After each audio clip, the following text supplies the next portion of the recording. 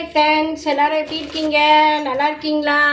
இன்றைக்கி அக்கி ரொட்டி எப்படி செய்யறதுன்னு உங்களுக்கு சொல்ல போகிறேன். இந்த பாருங்கள், 2 கரண்டி பச்சரிசி மாவு போட்டிருக்கேன். 2 கரண்டி பச்சரிசி மாவு போட்டிருக்கேன். இதுக்கு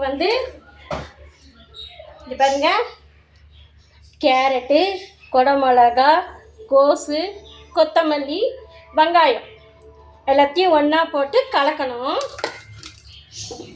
வெங்காயம் இருக்கு பாருங்கள், போட்டு எல்லாத்தையும் கலக்கணும். எல்லாத்தையும் போட்டாச்சு. போட்டுட்டு உப்பு போடுறேன். உப்பு தேவையான அளவு உப்பு போடுறேன். தண்ணி ஊற்றக்கூடாது. இந்த காயே தண்ணியாக இருக்கும்ல, அதுலேயே நல்லா பிசைஞ்சிடும் மாவு. கொஞ்சம் ஜீரகம் போடுறேன்.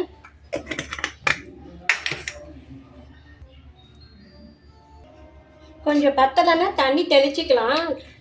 கொஞ்சம் தளன்னு வேணும்னா தண்ணி தெளிச்சிக்கலாம். நம்ம இங்கே பாருங்கள், நல்லா பிசைஞ்சிட்டேன். தண்ணி வேணும்னா கொஞ்சம் போட்டுக்கலாம், இல்லைன்னா வேணாம். இதுவே நல்லா தான் இருக்குது. நல்லா பிசைஞ்சாச்சு. வெங்காயம் அரைக்கும் போது ஒரே ஒரு பச்சை மிளகாய் போட்டுட்டேன் காரத்துக்கு, அதனால் காரத்துக்கு தேவையில்லை. இங்கே பாருங்கள், எண்ணெய் விட்டுருக்கேன்.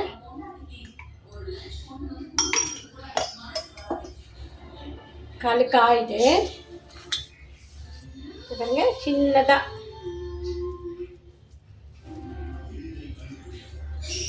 சின்னதாக எடுத்துக்கணும் ஒரு உண்டை. தட்டில் எண்ணெய் தடவிட்டு இந்த மாதிரி தட்டிடுறேன். நான் இந்த மாதிரி மெலிசாக தட்டிடணும்.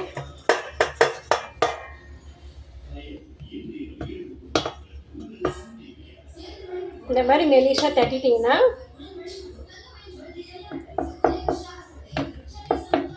எண்ணெய் தடவிட்டிங்கன்னா வந்துடும். இங்கே பாருங்கள், வந்துச்சு. இதுலேயுமே வச்சு இப்படி தட்டிடணும். இதுக்கு பேர் அக்கி ரொட்டின்னு பேர்.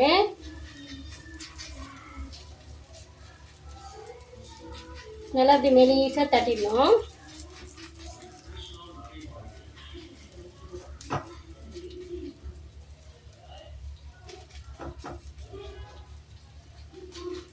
தட்டிட்டு எண்ணெய் விடணும். எண்ணெய் விட்டுட்டு வேணும்னா மூடலாம். இங்கே பாருங்கள், நல்லா இதுவாகிடுச்சு பாருங்கள், வெந்துச்சு. மேலே இன்னும் கொஞ்ச நேரம் மூடி வைக்கிறேன். காயெல்லாம் வதக்க வேணாம், நீங்கள் பச்சையாகவே போடலாம். இங்கே மூடி வச்சுருங்க.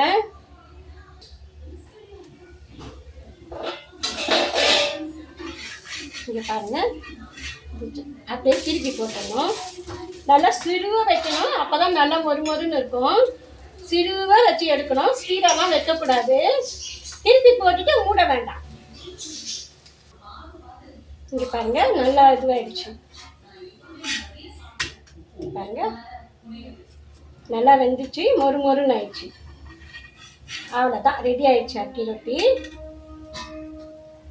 பொறுமையாக எடுக்கணும், பொறுமை வேணும் ரொம்ப.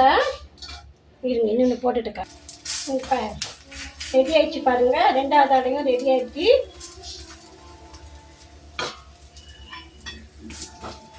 பொறுமையாக தட்டினீங்கன்னா அழகாக முழுசாக வரும். பெருசாக வேணாலும் தட்டலாம், சின்னதாக வேணாலும் தட்டிக்கலாம்.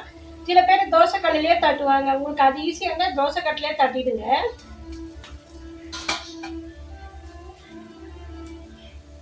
இங்கே பாருங்கள், அக்கி ரொட்டி ரெடி ஆயிடுச்சு. அதுக்கு தொட்டுக்க கருவேப்பிலை தொக்கு.